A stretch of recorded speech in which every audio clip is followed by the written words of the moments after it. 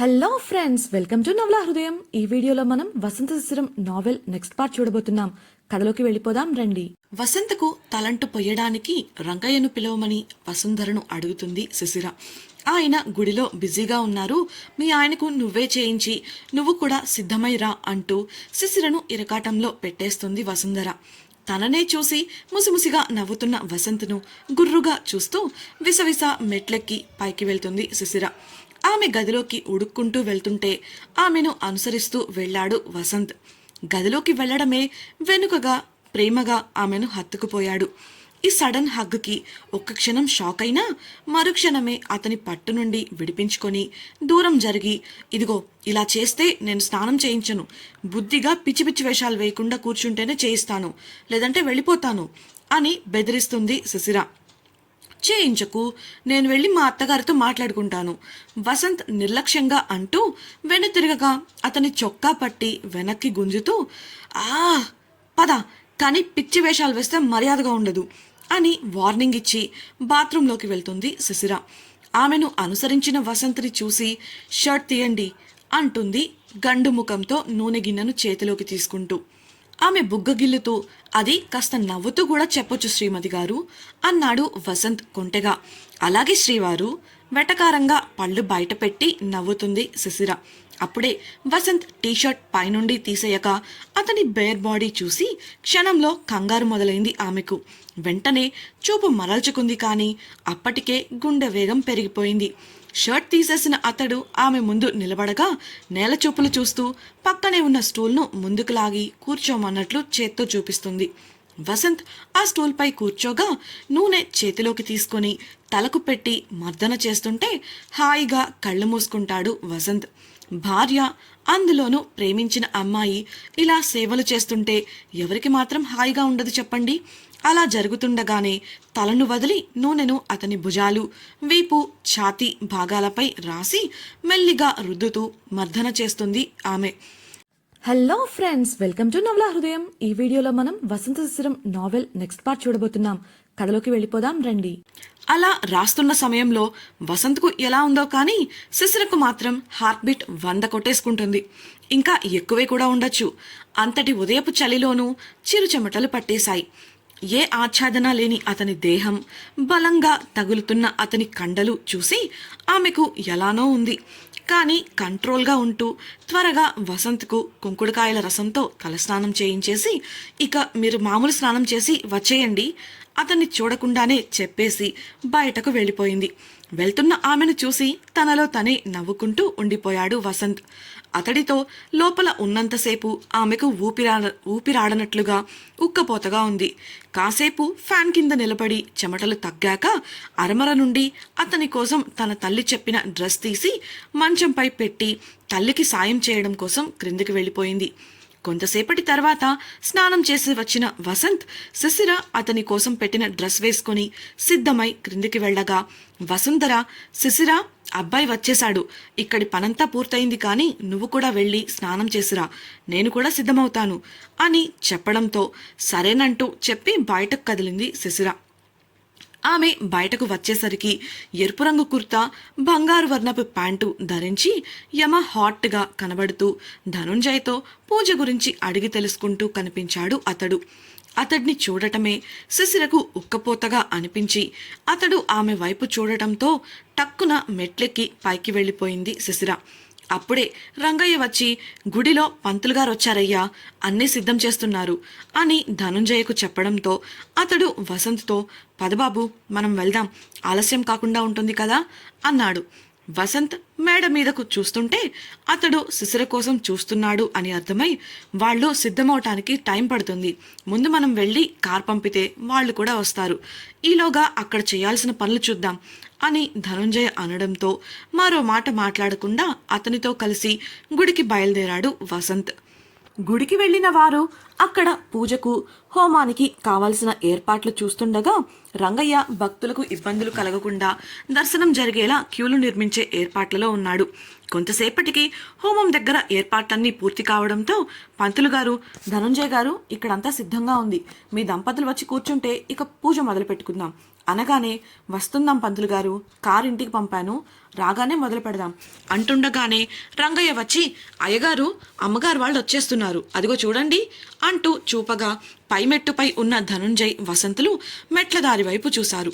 ఆ మెట్ల దారిలో సగం దూరంలో పూజ సామాను చేతిలో పట్టుకొని ముందుగా వసుంధర, ఆమెకు ఇరువైపులా శిశిర, వాసుకి, వారి వెనుక సురేఖ మరియు ఇంకొంతమంది ఊరిలోని ఆడవారు కనిపించారు. శిశిర వంక చూసిన వసంత్ చూపు తిప్పుకోలేకపోతున్నాడు. కారణం, ఆమె చాలా అందంగా ఉంది. ఎరుపు రంగు పట్టు చీరలో దానికి అద్దె జాకెట్ ధరించి జడను వదులుగా అల్లి నిండుగా పూలు పెట్టుకుంది. మెడలో హారం, చేతులకు గాజులు, అరవంకెలు, నడుముకు వడ్డాణం, చెవులకు పెద్ద పెద్ద బుట్టలు, చెంపచవరాలు, ముక్కుకు అందమైన ముక్కెర ధరించి అచ్చంగా దేవతల పవిత్రంగా నడిచొస్తోంది శిశిర. ఆమె మెట్టుపై అడుగు పెడుతున్నప్పుడు పసుపు రాసిన ఆమె పాదాలు, ఆ పసుపు వర్ణం మధ్య కాలివేళ్లకు ఉన్న మెట్టెలు తెల్లగా మెరుస్తూ కనిపించాయి. ఆమె రూపాన్ని ఫోన్లో మాత్రమే కాక గుండె లోతుల్లో కూడా ముద్రించుకున్నాడు వసంత్. అతడు చేస్తున్న పనికి రంగయ్య పెద్దగా నవ్వగా చూపుతోనే అతడిని వారించాడు ధనుంజయ్. వారికి కూడా శిశిర లక్షణంగా కుందనపు బొమ్మలా కనిపించింది. వసుంధర వాళ్ళు తమ దగ్గరికి రావడంతో పంతులు గారు పిలుస్తున్నారు, పదండి అంటూ ధనుంజయ ముందుకు కదలగా అతన్ని అనుసరించారు అంతా. శిశిరను ఆరాధనగా చూస్తూ వసంత్ ఆమె పక్కన నడవగా అతడి వింత ప్రవర్తనకు కళ్లతోనే ఏంటన్నట్లు అడిగింది శిశిర. అతడు చుట్టూ చూడగా హోమం మొదలు పెడుతుండటంతో ఎవరి పనిలో వారు బిజీగా ఉండి కనిపించారు. వెంటనే ఆమె చెయ్యి పట్టుకుని దూరంగా తీసుకెళ్తున్న వసంత్ను, ఎక్కడికి తీసుకెళ్తున్నారు వాసుగారు అంటూ అడిగింది శిశిర. ఆమెను ఆ ఆవరణలోనే ఎవరూ లేని ప్రదేశానికి తీసుకెళ్లి ఆగిన వసంత్ నవ్వుతూ తననే ఆశ్చర్యంగాను అయోమయంగాను చూస్తున్న ఆమె కంటి కాటుకను తీసి ఆమె చెవి వెనుక దిష్టి చుక్కగా పెట్టాడు. అతడు చేస్తున్న పనికి శిశిర ఆశ్చర్యంగా చూస్తుంటే నవ్వుతూ ఆమె ముక్కుపై వేలితో రాసి డామ్ క్యూట్ అన్న ఒక్క మాట చెప్పేసి అక్కడి నుంచి హోమం జరిగే దగ్గరకు వెళ్ళిపోయాడు. అతడు చేసిన పనికి, చెప్పిన మాటకు మొదట షాక్ అయినా తేరుకొని శిశిర చిన్నగా నవ్వుకొని తాను కూడా హోమం వద్దకు వెళ్లి తల్లి పక్కన కూర్చుంది. అప్పుడే భార్గవ్ వచ్చి వసంత్ పక్కన కూర్చోగా కళ్లతోనే పలకరించుకున్నారు ఇద్దరు. అందరూ భక్తి శ్రద్ధలతో అమ్మవారిని స్మరిస్తూ దిగ్విజయంగా హోమాన్ని పూర్తి చేశారు. పండుగ నాడు ఓ పక్క హోమం జరుగుతుంటే మరోవైపు భక్తులు అమ్మవారి దర్శనం చేసుకుని పూజా కార్యక్రమాలు నిర్వహిస్తున్నారు. ఆ కార్యక్రమాలన్నీ పూర్తయ్యాక అమ్మవారి దర్శనం కోసం గుడి లోపలికి వెళ్లారు అంతా. అప్పటికే వసంత్ ఫోన్ చాలాసార్లు మ్రోగడంతో తీసుకొని గుడి ఆవరణలోకి వచ్చాడు. గుడి లోపలికి వెళ్లిన శిశిర వెనక్కి చూడగా అతడు కనిపించలేదు. ఇంతలో పంతులు గారు పూజ మొదలు పెట్టడంతో అమ్మ స్మరణలో నిమగ్నమైపోయింది శిశిర. గుడి బయట కొండ కింద ఆటో వచ్చి ఆగగా ఆ ఆటోలోంచి దిగింది ఒక యువతి. గులాబీ రంగు పంజాబీ డ్రెస్లో ఉన్న ఆమె తన బ్యాక్ ప్యాక్ తగిలించుకొని వేగంగా మెట్లెక్కడం మొదలుపెట్టింది. సగం దూరంలోనే కాళ్ల నొప్పులు రావడంతో ఆగిపోయి మోకాళ్లు పట్టుకొని వంగి నిలబడింది. మనసులో ముందు అమ్మ అనుకున్నది జరగ్గానే ఈ గుడికి ఓ లిఫ్ట్ పెట్టించమనాలి, ఎక్కలేక దిగలేక చస్తున్నా అనుకొని విసుగ్గా పైకి చూసింది. అంతే, ఎదురుగా కనిపించిన దృశ్యానికి ఆమె ముఖంలో విసుగు, నీరసం పోయి ఆశ, ఆసక్తి 1000 వోల్టుల మోతాదులో వచ్చేశాయి. కాళ్ల నొప్పులు మర్చిపోయి పైకి చూస్తూనే పరుగున మెట్లెక్కసాగింది. హలో ఫ్రెండ్స్, వెల్కమ్ టు నవలా హృదయం. ఈ వీడియోలో మనం వసంత శిశిరం నావెల్ నెక్స్ట్ పార్ట్ చూడబోతున్నాం. కథలోకి వెళ్ళిపోదాం రండి. ఆమె చూసింది మరేదో కాదు, ఫోన్ మాట్లాడుతూ గుడి ఆవరణలో తిరుగుతున్న వసంత్ని. అతడి ఆకర్షణీయమైన రూపానికి పడిపోయి ముందు వెనుక చూడకుండా మెట్లకి అతన్ని చేరుకున్నాను అన్న సంతోషంలో అలుపుతో రొప్పుతూ నిలబడింది ఆమె. ఫోన్ మాట్లాడుతూ అటువైపు తిరిగిన వసంత్ వెనుకే 10 అడుగుల దూరంలో నిలబడి వస్తున్న రొప్పును కంట్రోల్ చేసుకోవడానికి ప్రయత్నిస్తోంది ఆమె. 2 నిమిషాలకు కాస్త ఊపిరి బాగా తీసుకుంటూ హాయ్ అని అనేంతలో అప్పటికే అతని కోసం వెతుకుతూ వచ్చిన శిశిర వసంత్ను చూసి దగ్గరకు వచ్చి చేతిలోని కుంకుమను చూపించింది. శిశిరను వసంత్ పక్కన చూసిన ఆ యువతి షాక్ అవ్వగా, నేను మళ్ళీ మాట్లాడతాను అంటూ ఫోన్ కట్ చేసిన వసంత్ ఏంటి అన్నాడు శిశిరతో. అందుకు శిశిర, ఇది అమ్మవారికి పూజ చేసిన కుంకుమ, పూజారి గారు ఇచ్చారు. భర్తే స్వయంగా భార్యకు పెట్టాలని అమ్మ చెప్పింది. మొహమాటంగా చెప్పి నేల చూపులు చూడసాగింది శిశిర. అతడు నవ్వుతూ సంతోషంగా ఆ కుంకుమ శిశిర పాపిట్లో దిద్దాడు. అలా చేస్తున్నప్పుడు కొంచెం కుంకుమ ఆమె ముక్కుపై రాలగా తన రుమాలుతో ఆమె ముక్కుపై పడిన కుంకుమను తుడిచాడు వసంత్. శిశిర అతడి చేతి నుండి రుమాలు తీసుకొని తనే తుడుచుకొని మీరు పెట్టుకోండి అంటూ వసంత్ ముందు కుంకుమ ఉన్న చెయ్యి ఉంచింది. వసంత్ ముందుకు వంగి చేత్తో తన జుట్టును పైకి పట్టుకొని పెట్టు అనడంతో సిగ్గుపడుతూనే అతడికి బొట్టు పెట్టింది శిశిర. లోపల పిలుస్తున్నారు, వెళ్దామా అంటూ వెనక్కు తిరిగిన ఆమెకు తమనే షాకింగ్గా చూస్తూ నిలబడిన యువతి కనిపించి సంతోషంగా, కిన్నెరా ఎంతసేపైంది వచ్చి, రా గుడి లోపలికి వెళ్దాం అంటూ దగ్గరకు వెళ్ళి కిన్నెర చేయి పట్టుకుంది. కిన్నెర వసంత్ను శిశిరను మార్చి అయోమయంగా చూస్తూనే గుడిలోకి వెళ్ళింది. గుడిలో ధనుంజయ, వసుంధర, వాసుకి, ప్రకాశంలతో పాటు శిశిర, వసంతులు దంపతులుగా పూజ నిర్వహించడం, ఆశీర్వాదం తీసుకోవడం చూసిన కిన్నెరకు కాసేపటికే శిశిరను పెళ్లి చేసుకుంది మరెవరో కాదు, వసంతే అని అర్థమైంది. ఆ విషయం అర్థమైన క్షణం ఆమె గుండెల్లో అగ్నిపర్వతం బద్దలై వసంత్ తనకు దూరమయ్యాడు అన్న బాధ, శిశిరపై ద్వేషం రెండూ లావాలా ఉప్పొంగగా కష్టంగా కంట్రోల్గా నిలబడింది.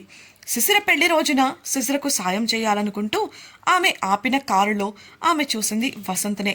అతన్ని చూడగానే ఇష్టపడి అతడి గురించి తెలుసుకొని అతడికి దగ్గరవ్వాలని తను శిశిర కోసం వేసిన ప్లాన్ను వదులుకొని మరీ అతని వెంట వెళ్ళింది.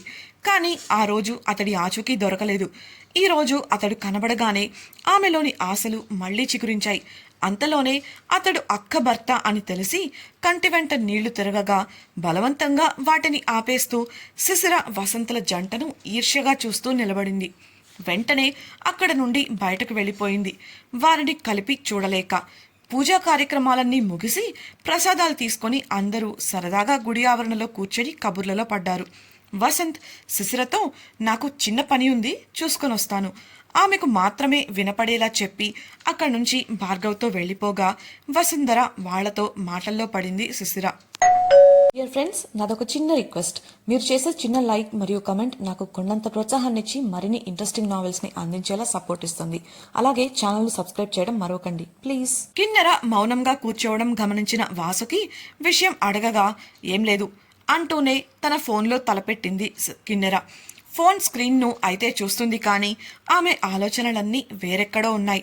పండుగ కారణంగా గుడికి జనం పోటెత్తగా వారికి కావలసిన ఏర్పాట్లు చూస్తూ అందరి చేత పని చేయిస్తూ పర్యవేక్షిస్తున్నాడు ధనుంజయ్.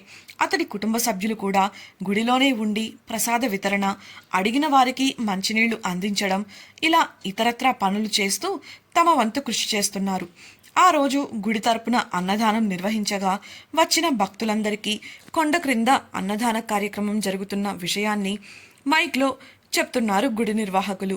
కొండపై ఆవరణలో అన్నదానం నిర్వహిస్తే ఆలయ ప్రాంగణం కిక్కిరిసిపోయి భక్తులు ఇబ్బంది పడతారని అమ్మను దర్శించి కొండ క్రిందికి వెళ్లేవారు భోజనం చేసి వెళ్లేలా ఏర్పాట్లు జరిగాయి. ఆ కొండ ప్రాంతమంతా ఈ పండుగ కారణంగా కోలాహలంగా మారిపోయింది.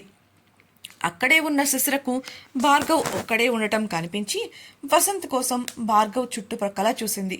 అతడు కనిపించక భార్గవ్ను పిలిచి, భార్గవ్, ఆయనెక్కడా, నీతోనే కదా ఉండాలి అని ప్రశ్నించగా, బావగారు బండి తాళం అడిగి తీసుకెళ్లారక్క, కాసేపట్లో వచ్చేస్తాను, ఎవరైనా అడిగితే అదే విషయం చెప్పు అన్నారు అని బదులిచ్చాడు. ఎక్కడికెళ్లారో తెలుసా అని శిశిర ప్రశ్నించగా, తెలియదక్క, చెప్పలేదు, బహుశా ఆ కొత్తగా కడుతున్న ఇళ్ల దగ్గరకు వెళ్ళుంటారు అన్నాడు భార్గవ్. ఆయనకిక్కడేం పనుంటుంది, అది కూడా ఏదో ఇళ్ల దగ్గరకు అంటున్నాడు భార్గవ్, అసలు ఆయనకి ఇక్కడ ఏం తెలియదు కదా అనుకుంటూ ఆలోచనలో పడింది శిశిర. ఇంతకీ వసంత్ ఎక్కడికెళ్ళాడు? వసంత్కి ఆ ఊరిలో ఏం పని? శిశిర వసంతులు ఒక్కటయ్యారని తెలుసుకున్న కిన్నెర ఏం చేయబోతుంది? గుడిలో ఎలాంటి సంఘటనలు చోటు చేసుకోబోతున్నాయి తెలుసుకోవాలనుకుంటున్నారా? అయితే ఛానల్ను సబ్స్క్రైబ్ చేసి వసంత శిశిరం రాబోయే ఎపిసోడ్స్ని వినేయండి. మీకు ఈ వీడియో నచ్చినట్లయితే లైక్ చేసి మీ సన్నిహితులతో షేర్ చేయండి. అలాగే మీ అభిప్రాయాలను మాతో పంచుకోవడం కోసం కమెంట్ సెక్షన్లో తెలియజేయగలరు. ఇట్లు మీ నవలా హృదయం team. Thank you for listening.